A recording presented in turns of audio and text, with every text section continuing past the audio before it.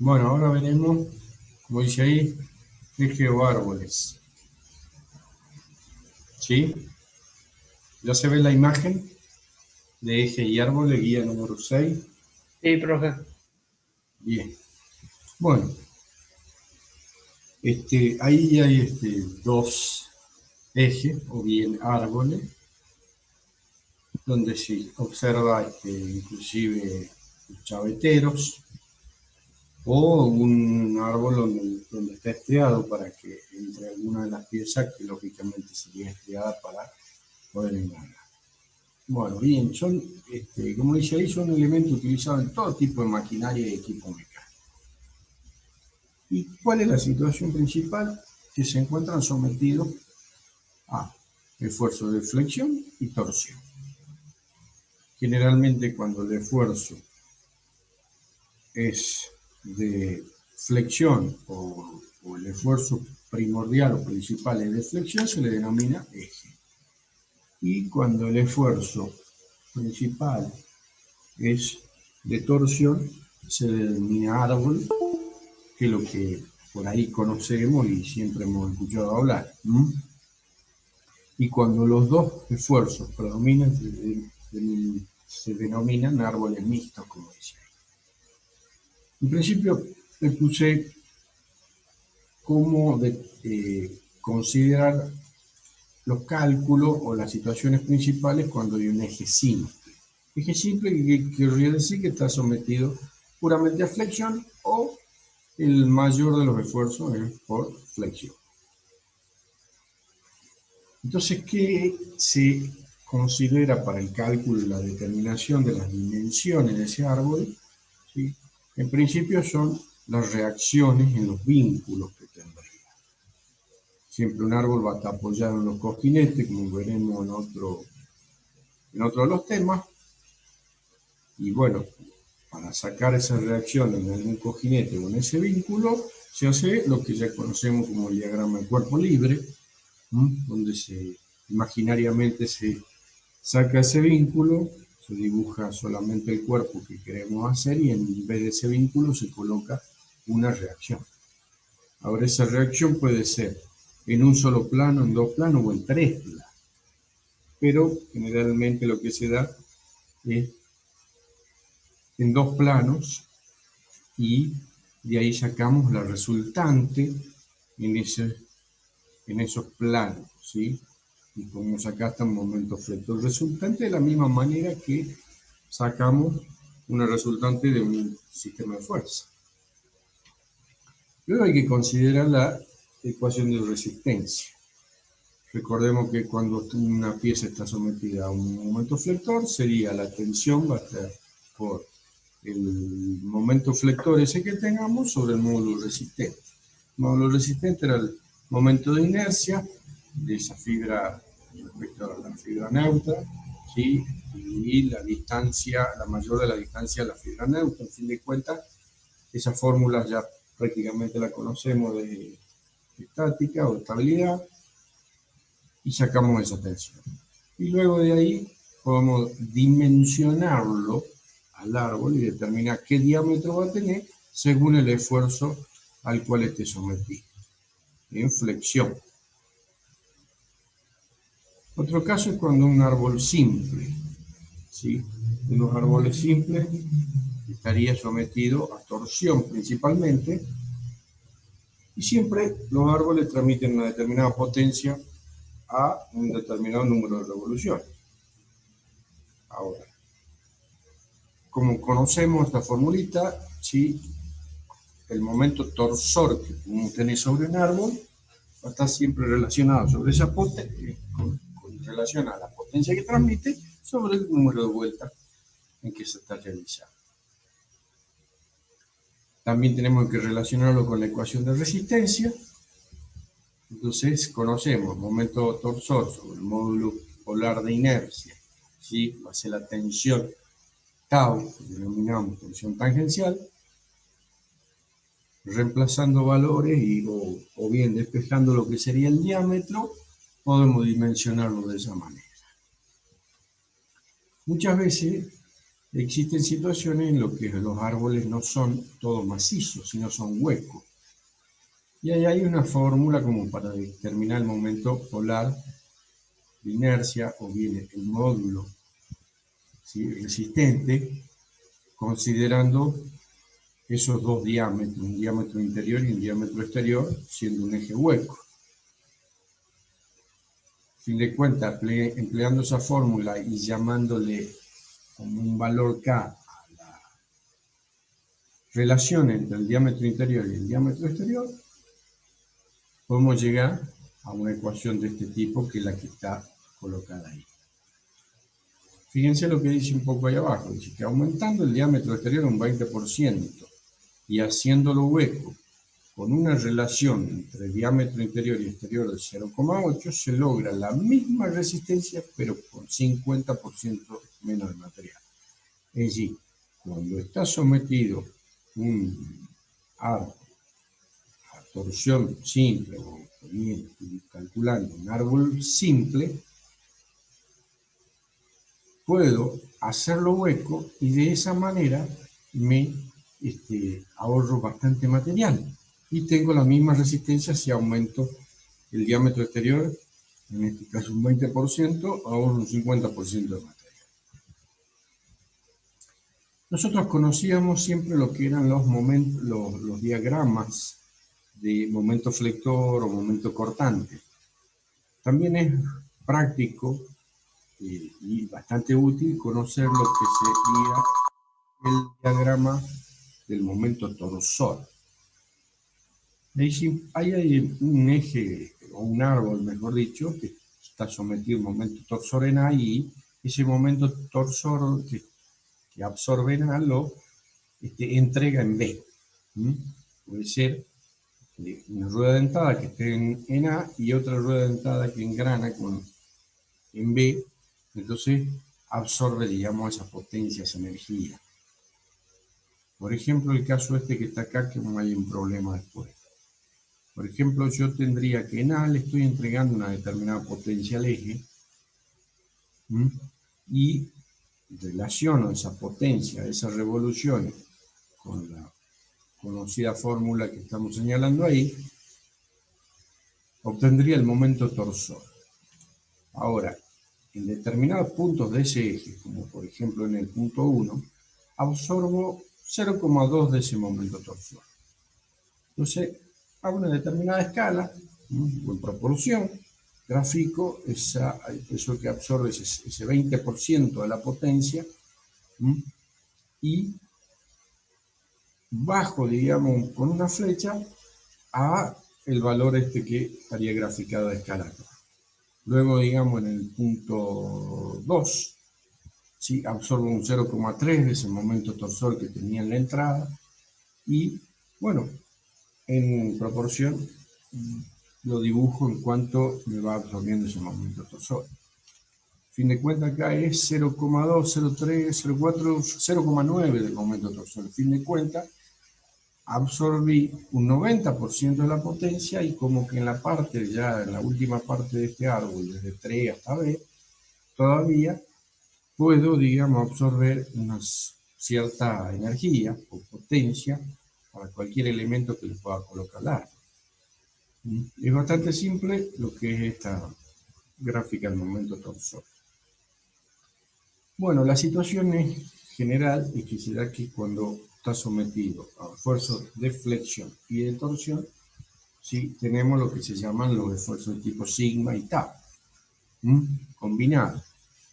Y esta situación, para el cálculo del dimensionado de estos ejes, se tiene en cuenta la teoría de fuerza.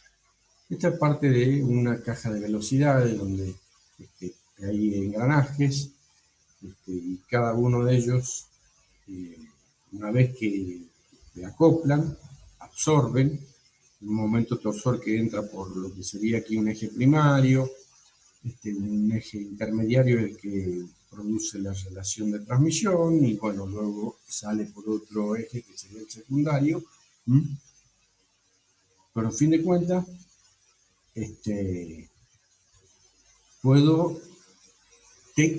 tengo que considerar que este tipo de eje o árbol que tenga acá, están absorbiendo dos esfuerzos, flexión y torsión, o sea, normal y tangencial.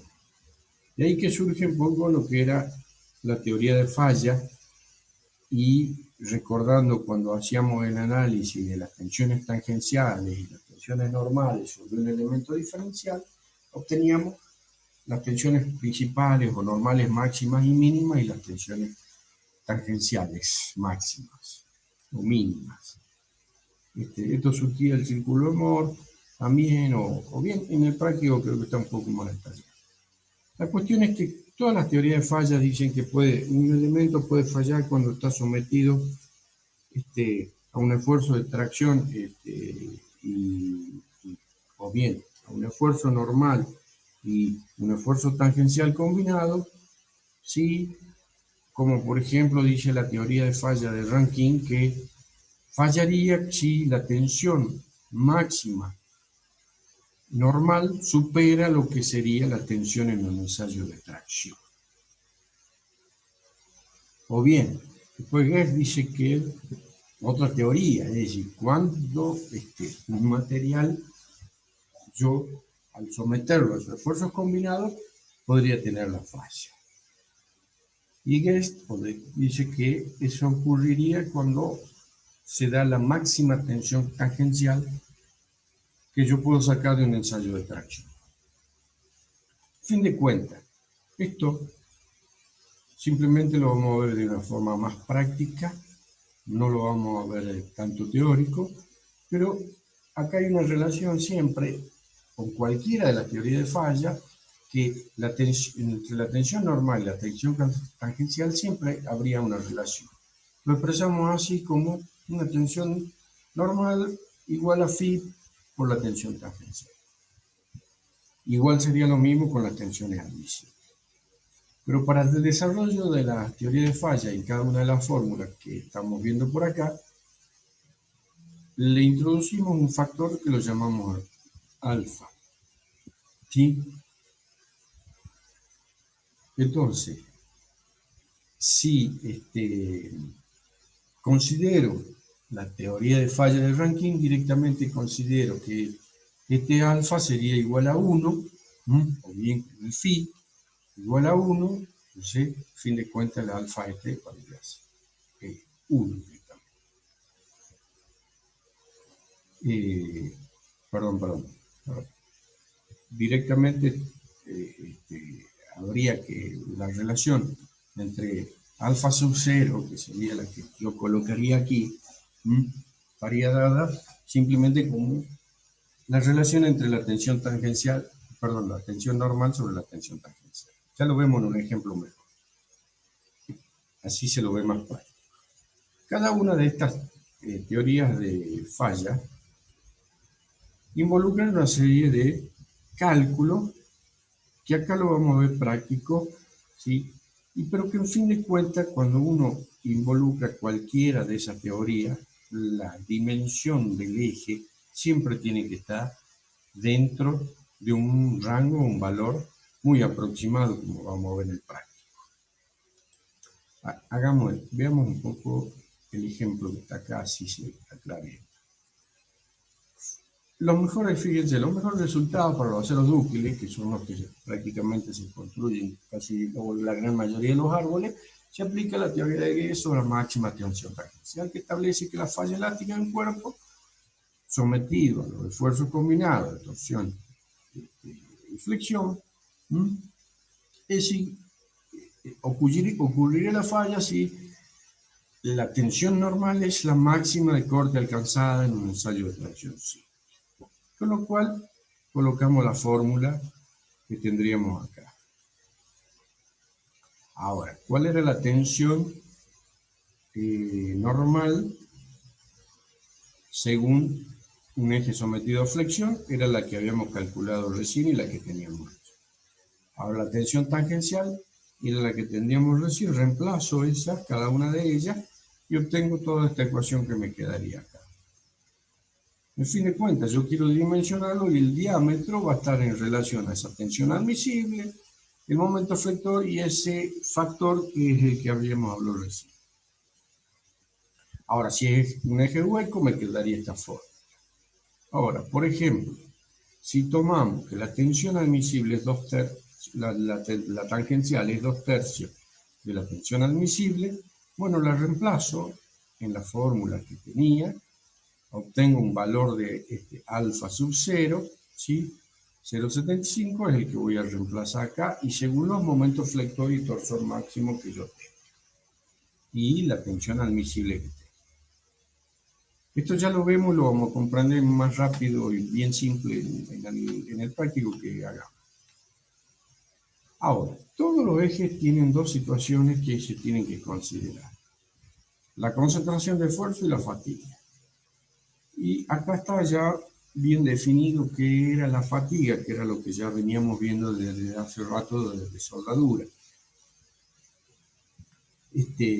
Cuando existen cargas repetidas, las piezas pueden fallar por un esfuerzo mucho menor a un esfuerzo de fluencia obtenido en el ensayo de tracción. Fíjense que se forman grietas ultramicroscópicas y a medida que esos ciclos continúan y crecen, la pieza puede llegar a la rotura. Y de ahí surge el límite de fatiga, que es lo que está definido acá, que en el caso de un esfuerzo de flexión completamente invertido, cuando se ensaya una probeta simple, esa tensión o ese esfuerzo límite de fatiga sale de considerar que ese eje que puse sometido a flexión, luego de soportar 10 millones de ciclos o más sin fallar, ese sería el límite de fatiga, el esfuerzo que yo puse. Después también está el tema de la concentración de tensión, que siempre se le hace o bien algún cambio en el diámetro del eje o algún cambio en la forma, como dice ahí, en talla, curva, ranura para los chaveteros. Y eso es lo que produce la concentración de tensiones, que es la que está graficada acá. Esto está graficado solamente para una planchuela, pero lo mismo es la misma consideración que sería para un eje.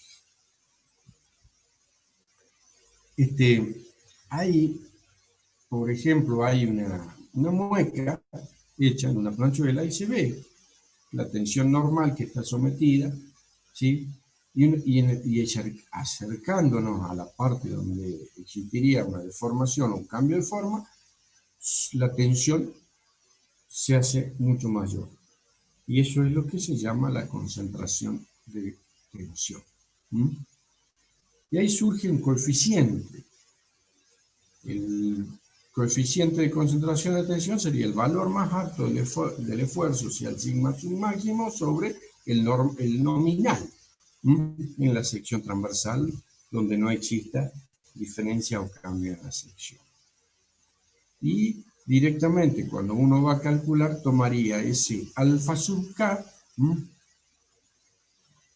para determinar una tensión efectiva.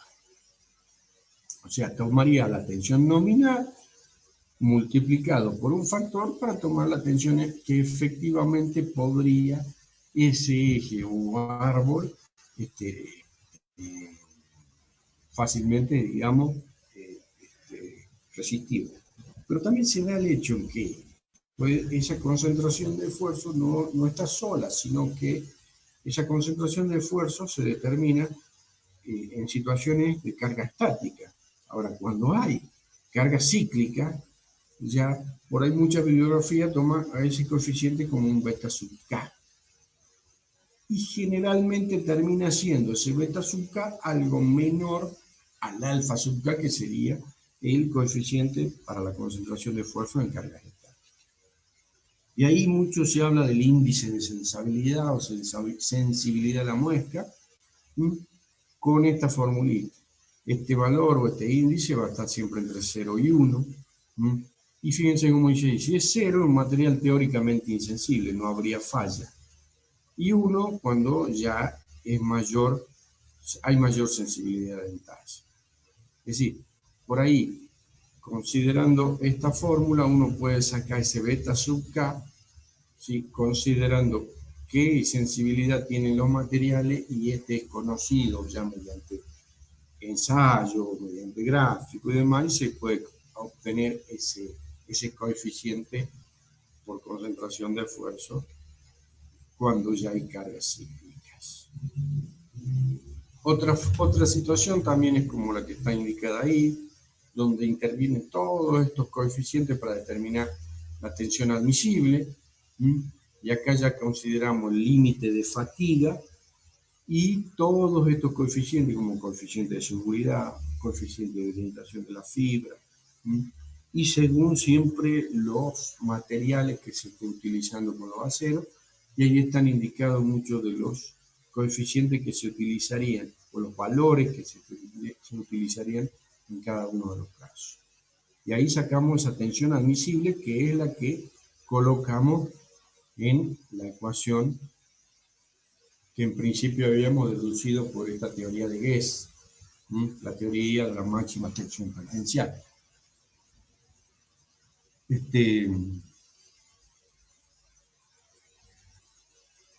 Ahora, otra de las situaciones para poder dimensionar un eje está dado por este código ASME, esta fórmula marcada acá.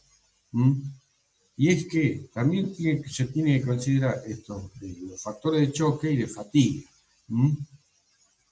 En este caso, bueno, el momento flector estaría aumentado por un coeficiente K sub B y el momento torsor por un coeficiente K sub T. Y que según cómo están trabajando esos ejes, si están estacionarios o si están en movimiento, y cómo son cada una de las cargas, aumentaría. Por ejemplo, en este que último dice carga repentina, que habría un choque fuerte, el momento flector que yo calcule, o bien al cual está sometido, lo tengo que multiplicar por 3, y obtendría un valor más grande del diámetro, es decir, una dimensión mayor. Después hay otra situación que se da muchísimo en todos los ejes, que es lo que se llama esa velocidad crítica de eje que está ahí. Todos los ejes, cuando están sometidos a flexión, siempre toman algún tipo de formación que es la que está graficada en la figura. Y la máxima de formación, eso es lo que se llama la flecha. Y si la máxima desviación de la fibra neutra en el eje neutro sería lo que se llama la flecha. Entonces, esa desviación que pueda llegar a tener debido a ese esfuerzo no puede superar, como dice ahí, una flecha admisible máxima tiene que ser en máquina de herramienta y en máquina general 5.000 veces menos que la longitud que hay entre los apoyos, o bien 3.000 veces menos en otro tipo de máquina que la longitud entre apoyos. Esa velocidad crítica es aquella que produce una amplitud de flexión que lo lleva a la rotura. Recuerden cuando hemos visto lo que era el remache, que encontrábamos un centro de gravedad. Si yo tengo un eje que tendría su apoyo y está trabajando con alguna polea, con una rueda dentada o lo que fuese, su centro de gravedad, digamos, nunca va a estar exactamente en el eje geométrico donde está el eje. Siempre va a haber una cierta excentricidad. Ahora, cuando empieza a trabajar y se suma esa desviación dada por lo que esa flecha, tendría un esfuerzo debido a esa fuerza centrífuga que está ahí. Y aparte tendría la fuerza elástica que, como sabemos, el acero y todos los materiales son materiales elásticos, trata de restituirlo a su posición original. Igualando esas dos ecuaciones y factoriando y demás, llegamos a que este I, o esa flecha, esa máxima desviación, ¿sí?, va a estar dada por la masa que yo tenga girando, la totalidad de la masa, esa excentricidad, el valor de la constante elástica y las revoluciones. Ahora, esto se haría infinito si el denominador de abajo es igual a 0. De ahí que despejo que habría una velocidad angular crítica que va a estar dada como la raíz de la constante elástica sobre la masa. Algunos que hayan manejado, que manejen, que vio por ejemplo los autos, que hay un cierto desbalanceo en el eje delantero y que uno va a una determinada velocidad y comienza a vibrar la dirección, y empieza a vibrar el volante, y uno supera una cierta velocidad y ya deja de vibrar. Eso sería lo que se da con esta velocidad crítica de eje. Es decir, puede llegar a que si nosotros lo hacemos girar a una velocidad tal, o un omega, que sea muy similar o prácticamente igual a la velocidad crítica de resonancia que se llama, la flecha como que sería al infinito y podría ocurrir la rotura como estaría graficado acá. Siempre, como dice ahí, se trabaja entre una velocidad crítica que no que siempre tenga un margen mayor, o la velocidad de trabajo siempre sea su 20% más o menos que la velocidad crítica esta que podríamos tener para evitar cualquier inconveniente. Pero más allá de la teoría, en la práctica esto se soluciona siempre balanceando los ejes, ¿sí? O quitando material o colocando material. Esto es básicamente lo que es la teoría.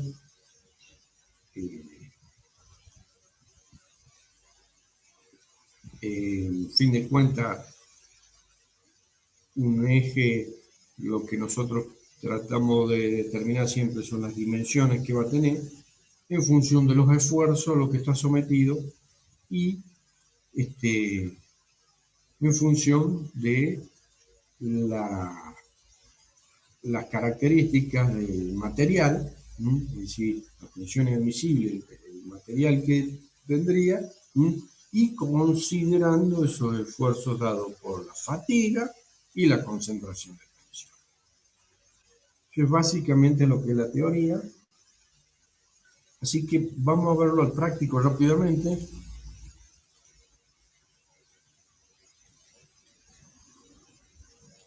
Bueno, en fin de cuentas, en todos los prácticos que yo les publiqué siempre hay una pequeña teoría, que es prácticamente lo mismo de lo que hablamos recién, pero como por ahí determinamos, para recordar un poco, los momentos flectores máximos, por ejemplo, flexión simple. Habría un eje que estaría sometido a una fuerza F, como está marcada ahí, a una distancia A y B de los apoyos justamente A y B. Determinamos las reacciones, esta de RA y RB, hacemos lo que conocíamos como el diagrama del momento flector y determinamos a dónde ese momento flector es máximo. Disculpe, profe, Por ahí no sé si sí. está proyectando algo, pero lo vemos a usted. No estoy compartiendo. Perdón. No. Tienes razón. Me creía que ya lo estaba compartiendo. A ver. Ahí se ve. Trabajo práctico número 6. Ahora sí. Perdón. Creía que ya había puesto compartir. Bueno, yo lo que le decía es que en cada uno de los trabajos prácticos y este que está publicado en la plataforma, hay siempre una pequeña teórico práctico para verlo un poco, ¿no? O para iniciar. Bueno, en el caso de las cargas de la flexión simple, se ve ahí cómo estaría con esa fuerza F a una distancia A y B de los apoyos justamente A y B, cómo determinamos el momento flector máximo, ¿sí? Y ese es el que consideraríamos para el cálculo. Si este eje fuese de un solo diámetro, y es lo que pondríamos para realizar el cálculo del eje. Otro caso es cuando está acá, que ya hay varias cargas, digamos, hay más de una de las cargas, y las reacciones están, o los apoyos están puestos en distintos lugares. Otra situación es cuando no son coplanares. Como estaría indicado acá, yo tengo que sacar las componentes, ya sea acá puse vertical y horizontal, una de A, por ejemplo, en A, tendría que sacar la reacción A, de A vertical, de A horizontal, y encontrar, digamos, la resultante que habría en ese apoyo. O bien puedo trabajar con un momento flector vertical o un momento flector horizontal, es decir, trabajo en la parte horizontal con la componente de cada una de esas fuerzas en la parte horizontal y otra de la parte vertical. Y bueno, la tensión es lo que habíamos visto ahí, cómo lo determinamos. Torsión simple también es lo que está, lo que vimos recién. Ahora aquí les puse unos diagramas de momentos torsorios, cuando hay un eje, un árbol, mejor dicho, en este caso, que está sometido a la torsión, puede tener una rueda dentada en la que una toma un momento torsor o absorbe una potencia y luego la otra la cede. ¿Y cómo se lo puede graficar? De esa manera, donde acá se inicia, digamos, con una cierta inclinación, donde empezaría, por ejemplo, una rueda dentada hasta donde terminaría el espesor de esa rueda dentada. Se lo puede graficar así, o bien como yo lo grafiqué directamente como una sola línea recta. La importancia reside en cuál es el valor máximo que tendría el momento torsor en el lugar donde el eje está sometido. A otros casos, donde acá yo entraría, por ejemplo, en esta última que está en el medio, yo entraría con una determinada potencia, absorbo una potencia N2 acá y una N1 aquí, o bien entro con dos potencias, y la absorbo una y otra, digamos, por el otro lado.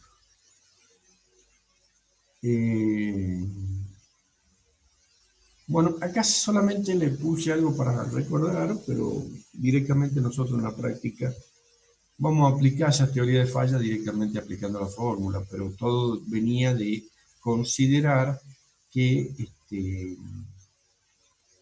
uno toma un elemento diferencial y ese elemento diferencial está sometido a una tensión normal, otras tensiones tangenciales, y se llega a todas las ecuaciones como en la que habíamos visto acá, la tensión máxima, la tensión mínima y demás. Sí, acá le puse exagerado a ver, voy a hacer el dibujito aquí un segundo. Le puse exagerado cómo sería un eje que está sometido a flexión.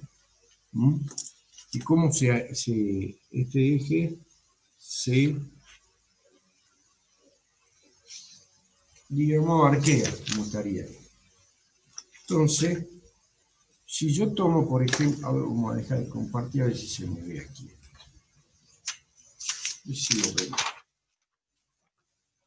Tengo el eje así, y le tomo, lo ven ahí, ¿no?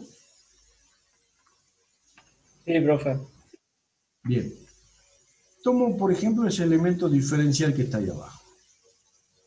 Abajo, o sea, en la fibra inferior del eje que está sometido a flexión. Ese elemento diferencial como que tendría un esfuerzo de tracción. Ahora, ese eje es una viga que está girando, digamos, y después queda arriba. O sea, da media vuelta el eje ese, y ese mismo elemento diferencial que tenía aquí, lo tengo arriba. Pero fíjense que ahora está sometido a compresión. Entonces, ¿qué es lo que hablábamos? Que le estaría haciendo fatiga, digamos un esfuerzo cíclico de tracción y compresión.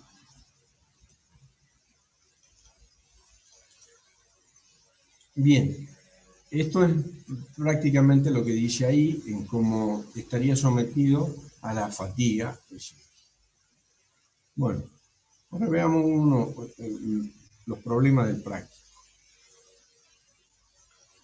Este prácticamente ustedes no lo tienen hecho en la plataforma porque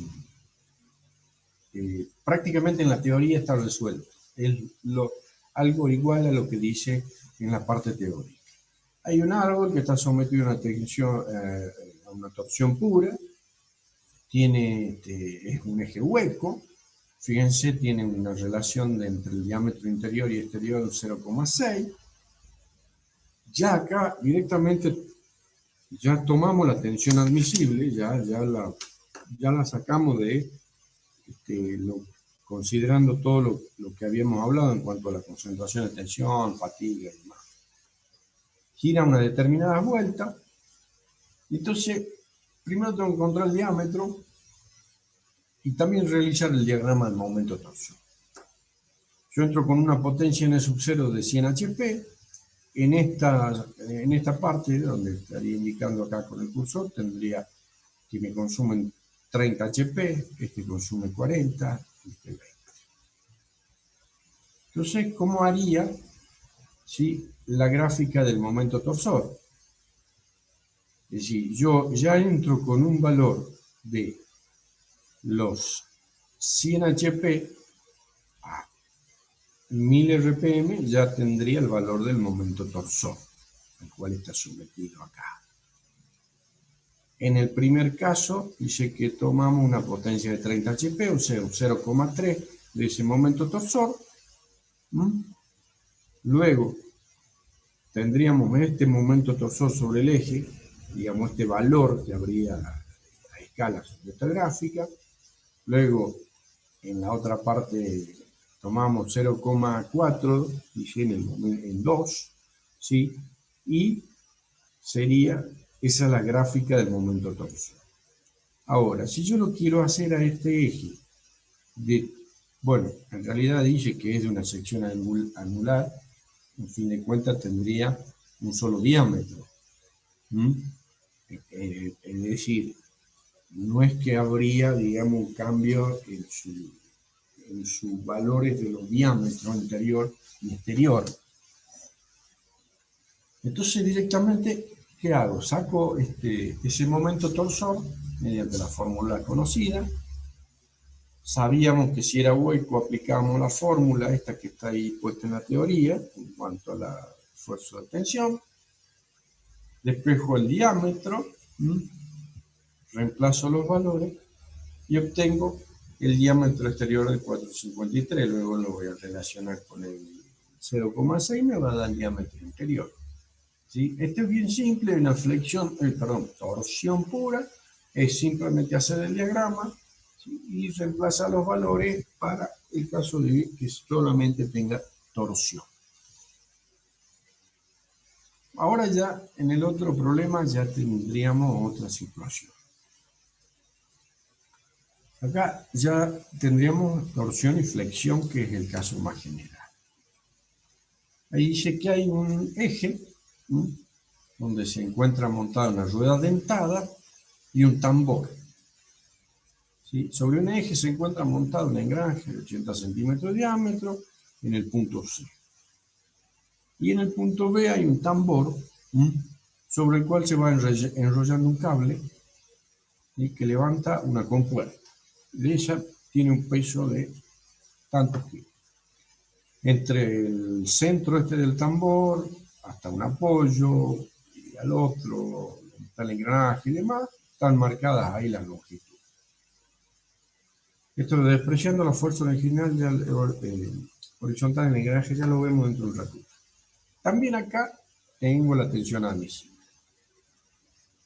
Si lo veo de costado, gráfico, pues lógicamente que acá hay una rueda dentada y estoy subiendo una compuerta mediante ese tambor, tendría otra rueda dentada en la que, mediante la transmisión entre sus dientes, no está acá, bueno, y le ejerzo una fuerza F. El tambor está sometido a una fuerza P. Entonces, yo sé que acá hay dos esfuerzos. torsión y flexión. Entonces primero digo, bueno, voy a ver el momento torsor, ¿a dónde estaría el momento torsor? Bueno, en este eje, torsión, en el lugar donde hay torsión estaría entre B y C. Acá no tiene ningún esfuerzo de torsión, es decir, desde A hasta B, o bien desde C hasta D. ¿Y cuál es el valor? Y el valor del momento torsor va a ser el peso de esa compuerta por el diámetro, perdón, el radio del tambor ese que tenga. Entonces multiplico, bien, saco que tendría en esta parte del eje 25.000 kilogramos centímetros debido al momento torsor. Bueno, ahora me voy al momento flector. Ahora, yo tendría que sobre el eje, en la parte donde está el tambor, ¿para qué le ha pasado? En la parte donde está el tambor, a ver si sacamos, no sé, esto está retrucho.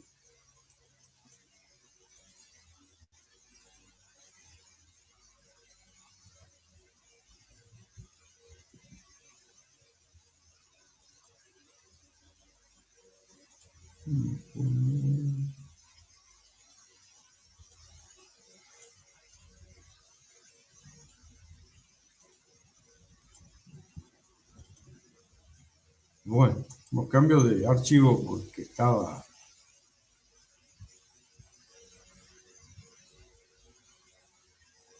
Bien.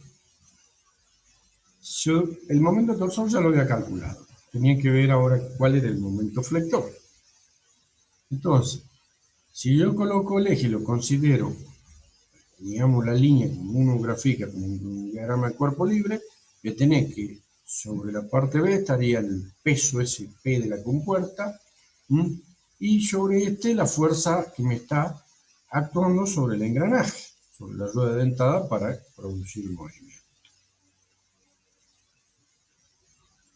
Y si yo tengo un apoyo en A y en D, bueno, tendría unas reacciones. Ahora, yo sé que el momento torsor que estoy ejerciendo sobre el engranaje es el mismo para levantar la compuerta. Entonces, esa fuerza F que actúa sobre el engranaje por su radio, o por el diámetro del engranaje sobre 2, va a ser igual al peso de la compuerta por el diámetro del tambor sobre 2. A fin de cuentas, ya saco el valor de F. Puedo obtener los valores de las reacciones en D y en A. Y todo esto fue un momento, digamos, unos cálculos de reacciones, y consideré solamente un plano vertical.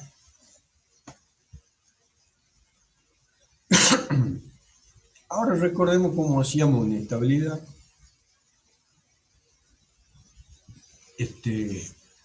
En el cual íbamos separando una cierta parte de la viga, o un lugar genérico, y vamos viendo cuáles eran los momentos en esa parte que examinábamos. Es decir, donde estábamos en el punto A, hasta la primera de las fuerzas P, ¿sí? Lo poníamos en I, ¿sí? Una distancia XY genérica, siempre como acordándonos de que acá había una distancia entre A y B de L2 50 centímetros, sería entre 0 y los 50 y demás, y calculo el momento en el caso en donde estaría aplicada la fuerza. Me voy a la sección J, hago lo mismo, empiezo a ver la fuerza, los momentos, determino cuánto va a ser el momento flector acá, luego me voy a la sección K y determino cuál es el momento flector ahí. Entonces tendré una idea de cómo sería ese momento flector en el eje. al pelo. Yo tenía un momento flector, pero también, o sea, tenía ese momento torsor, que estaba entre B y C. Y acá tengo un momento flector, ¿sí?, que es máximo en B y va disminuyendo hasta C. Entonces, directamente, cuando voy a calcularlo, aplico una de las teorías de falla y directamente pongo la formulita, en el caso este que era la teoría de Guest, que es la que más se aplica, y directamente, bueno, empiezo a reemplazar los valores. Considero que estaba admisible 2/3 del sigma admisible, reemplazo todo esto en la ecuación que teníamos para determinar ese alfa sub 0 que iría acá.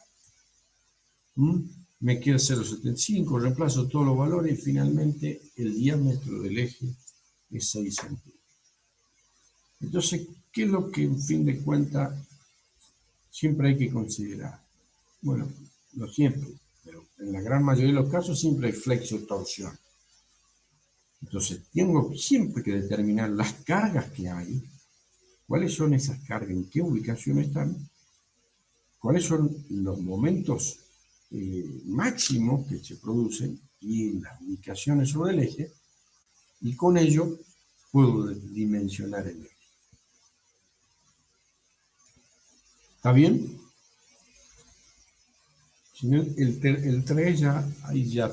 Y el 3 está subido en la plataforma, cómo está realizado todo para que lo vean bien.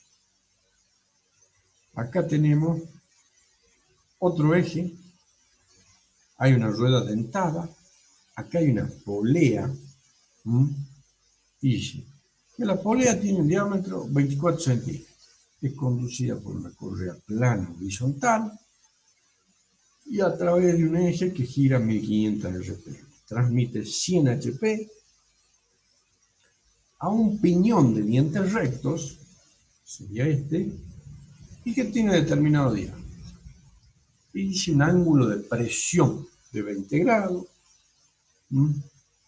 y que dice que lo calcule al diámetro del eje considerando el código ASME, y ahí me dan hasta inclusive las constantes estas que habíamos visto recién, me da la tensión admisible, y recuerden lo que era el valor entre el ramal tenso y el ramal flojo de la correa, que era igual a el M a la MUM por alfa igual a 2. Acá lo tendríamos así ya adoptado.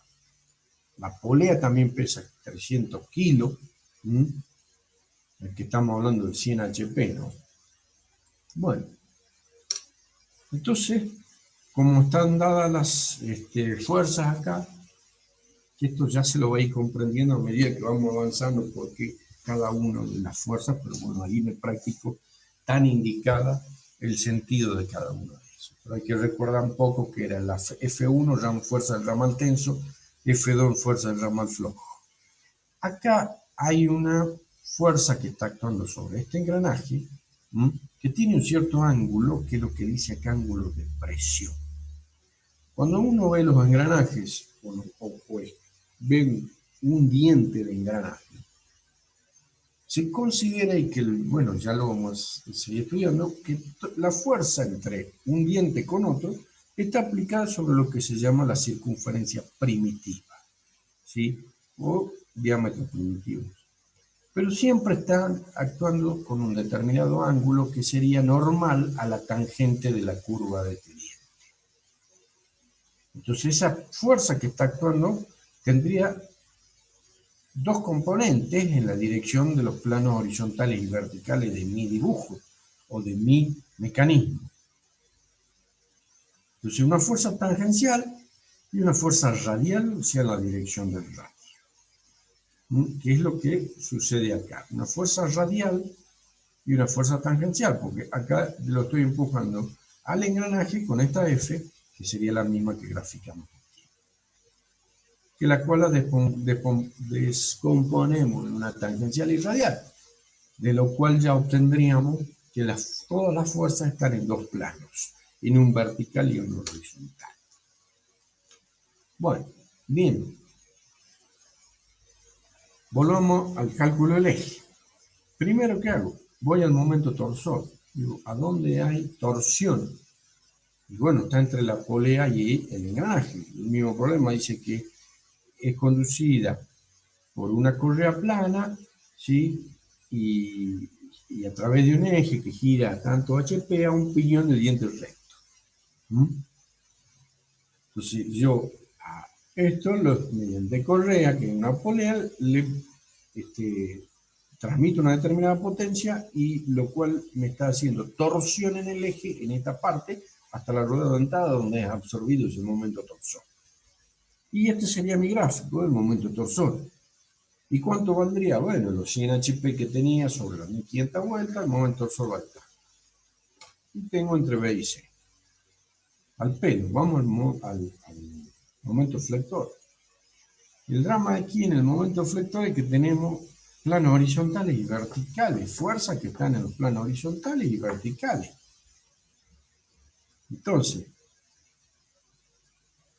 vamos a considerar los diferentes planos. Cálculo de determinación, momento flector, plano horizontal. ¿Quiénes son las fuerzas que van a estar en el plano horizontal? Está F1 más F2. Si bien es cierto, recuerden que había un ángulo de abrazo en las poleas y demás, pero vamos a considerar que F1 como F2, la suma de los dos me están produciendo en esta parte del eje una fuerza horizontal. ¿Sí? Lo están flexionando, si uno lo considera acá en este punto B, que las dos fuerzas saldrían del plano y lo estamos tirando al eje hacia nosotros. Después la fuerza radial que surgía de la descomposición de una fuerza que actuaba sobre el diente del engranaje y según su ángulo de presión obteníamos el valor de la fuerza radial. Que la relación entre esa fuerza radial y fuerza tangencial que existe aquí, que tendríamos esto, va a estar dada por la tangente del ángulo de presión. Y el ángulo de presión que nos dijo acá era 20 grados. En fin de cuentas, puedo sacar la fuerza radial que está actuando ahí, a partir de la fuerza tangencial. La fuerza tangencial, ¿cuál va a ser? La que me está produciendo ese momento torsor.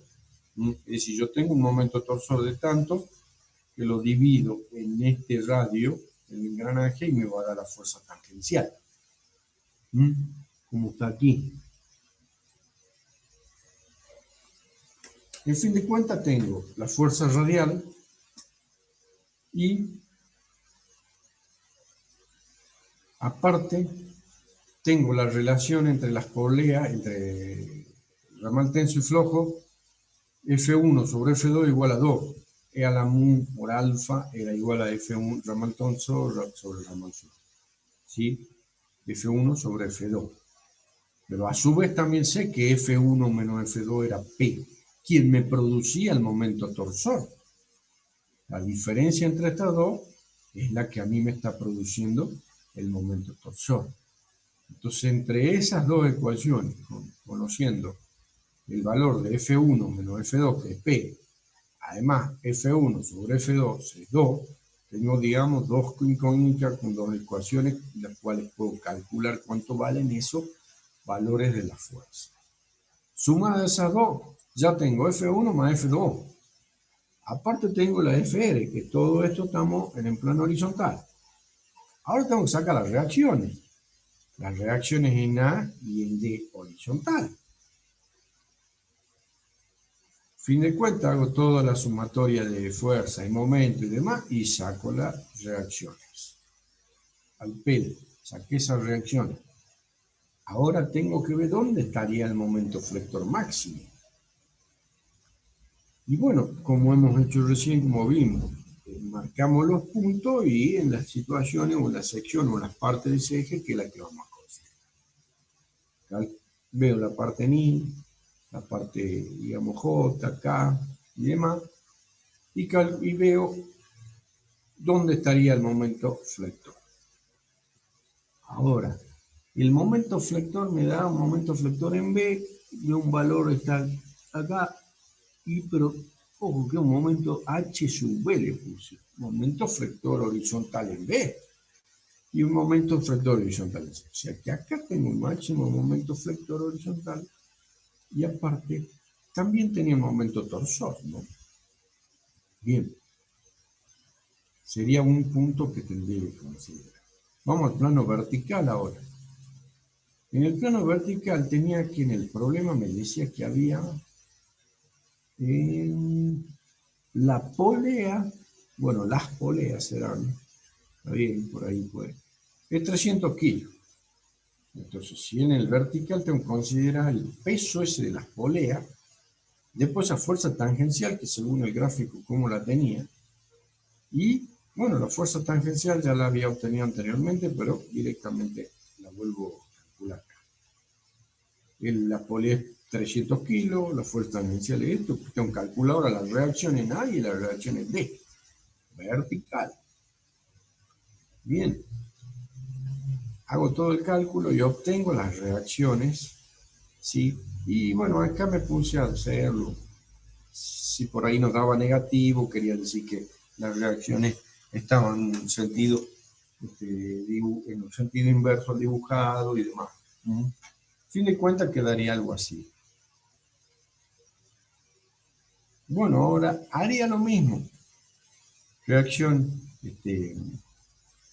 en la parte de la sección I, en la parte de la sección J, la parte de la sección K. Tendría como un momento así.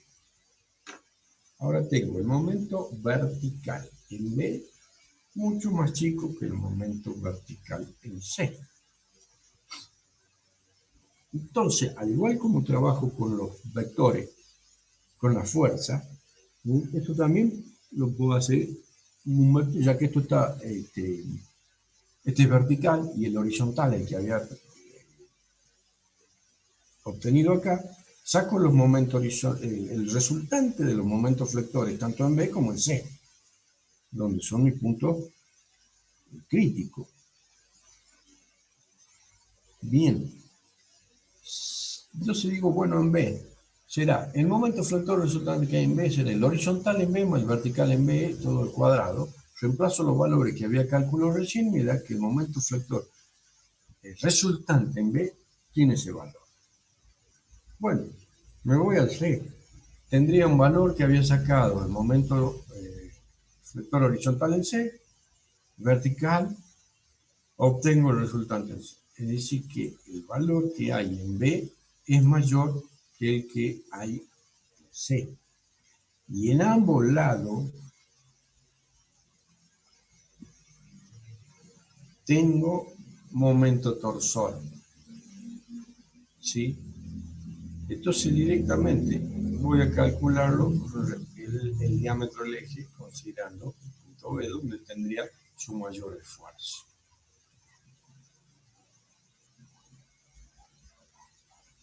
Con el código ASME reemplazo los valores y según el valor que me dio de K sub B y K sub T, a lo que estaría sometido según si fuese golpe o no.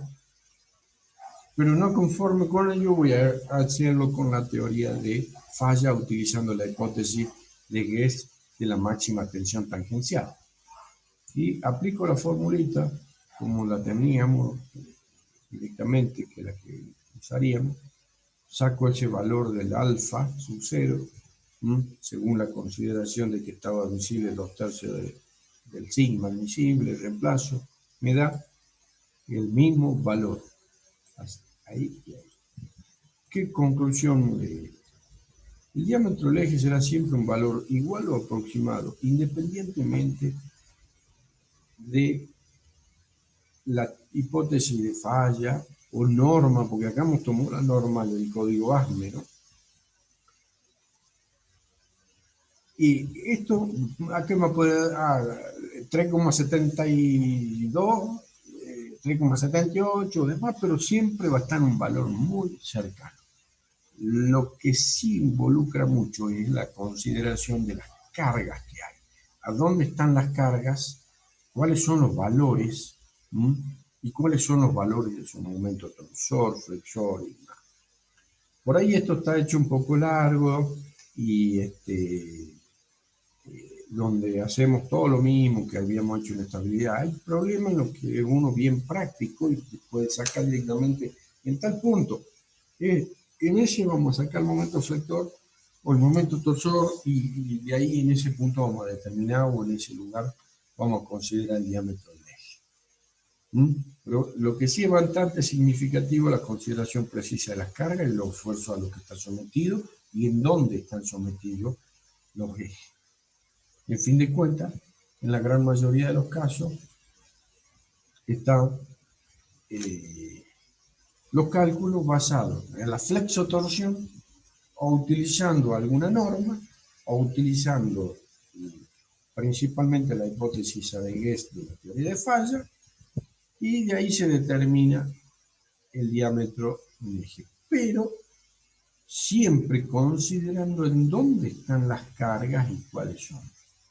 Igual cuando ahora sigamos continuando con los demás temas, también hay otros prácticos donde vamos a seguir determinando los diámetros del eje para que los conozcamos bien y seamos más prácticos para hacerlo. Y ahí terminamos con lo que sería la parte de eje y árbol por hoy. ¿Alguna pregunta?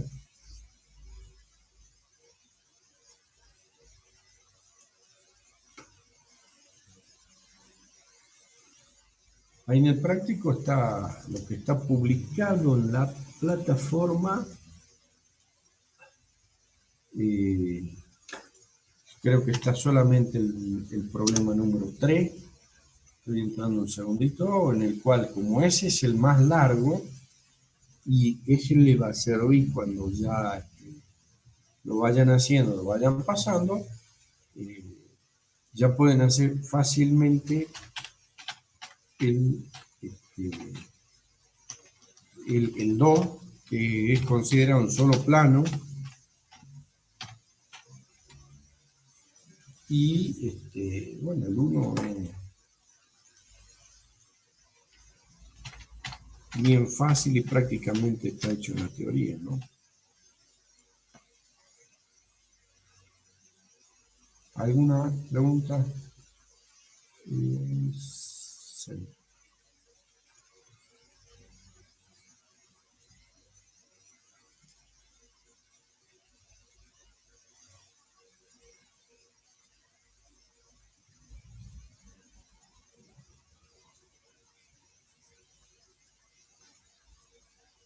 Sí, está hecho, el 3 está bien hecho y detallado, completo, y el que le va a servir de ejemplo para poder hacerlo a los otros. Bueno, al otro, los prácticos que vengan. ¿Alguna pregunta sobre esto o sobre el parcial?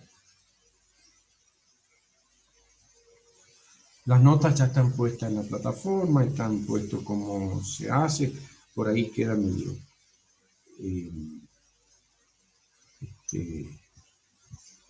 Como les decía, que yo las resoluciones del fin de cuentas las termino haciendo en un Excel, entonces al hacerlo en el Excel no quedan bien explicadas las resoluciones, pero es por esa situación en la que una celita está multiplicada por otro. Pero se entiende cómo está, cómo es la resolución. ¿Alguna pregunta?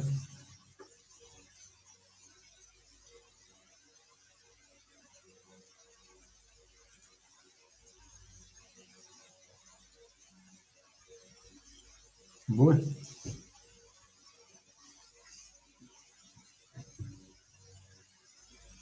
Sí. Macario. Ah, no, perdón. Creía que estaba por preguntar.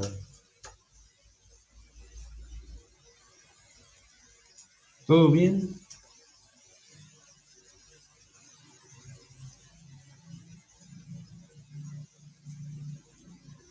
Profe, Sí. el recuperatorio sería la próxima semana, ¿verdad? No. Es este martes que viene al otro. Es el 17 de noviembre la recuperación.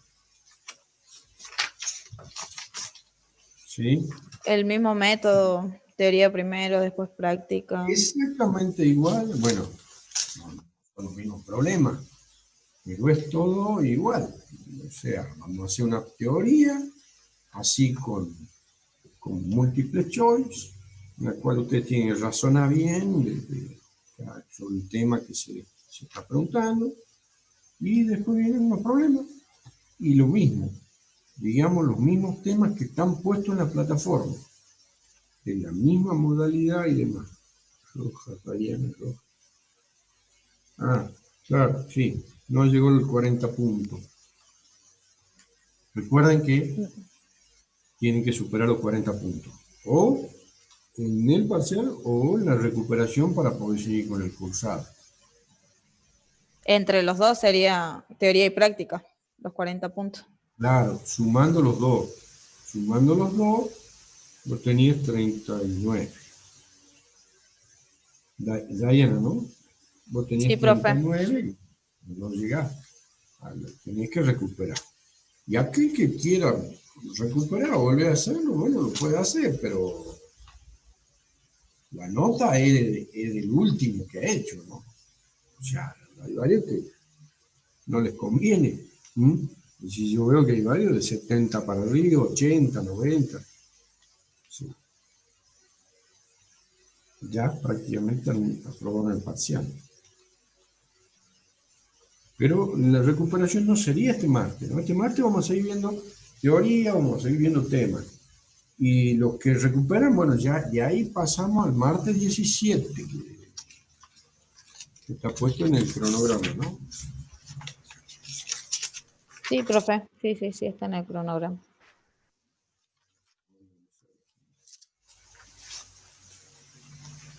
Bueno, el martes que viene vemos el tema siguiente,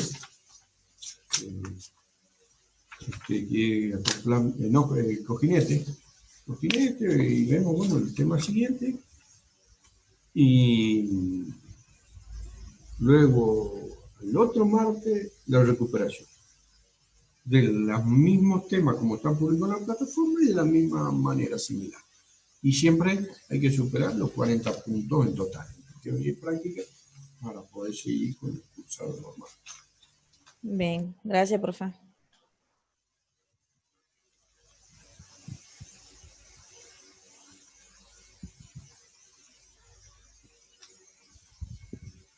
Bueno, ¿alguna otra pregunta?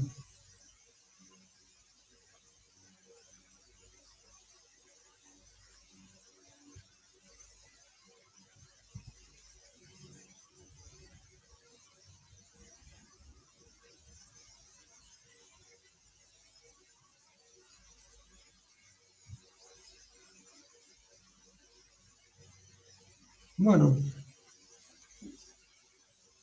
listo, entonces nos veremos el martes que viene a las 18.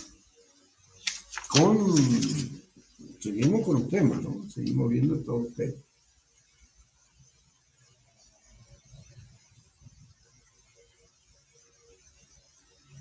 Bueno, profe, nos vemos el martes. Bien, nos vemos.